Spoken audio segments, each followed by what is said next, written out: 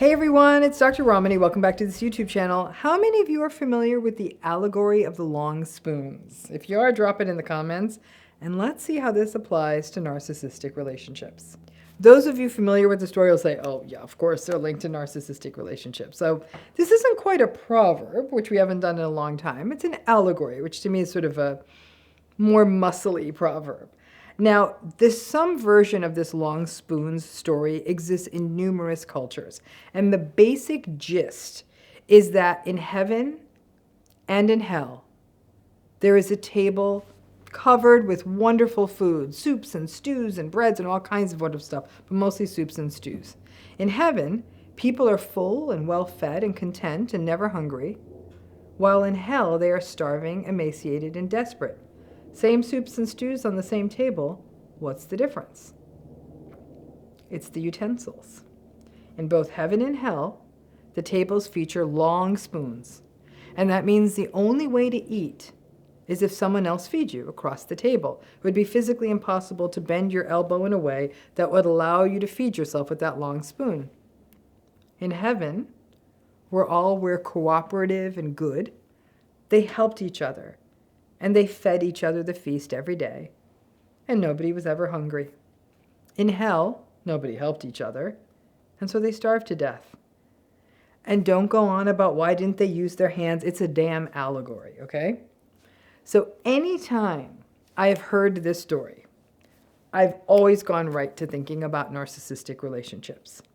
Because when you are in them, or in the midst of a critical mass of narcissistic people, your family, maybe people you work with, let's face it, you feel as though you are starving to death.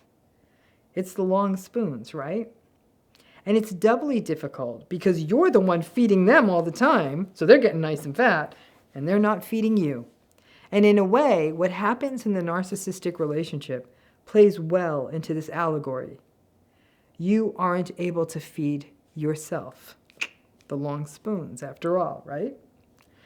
Now, the long spoon thing makes sense when we apply it to narcissistic family systems, workplaces, even relationships between two people. And in some ways, it's worse than the hell featured in this original allegory, because people may feel as though they're using the long spoon to feed the narcissistic folks. But there's no reciprocity. So while the narcissistic person, like I said, is well-fed and thriving, which is often the case in these relationships, you are slowly starving to death. I'm about to say something real obvious, which is narcissistic folks are selfish, right? It's a core assumption. And that translates into the fact that they don't share.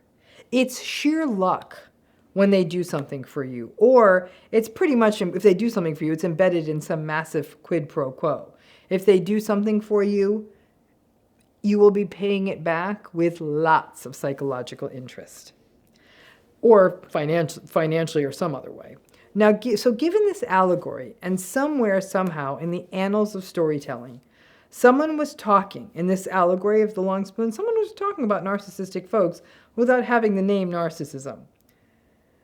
Because what do? If you aren't careful, you can starve to death. I mean, that's really what that allegory is saying if you're in one of these relationships.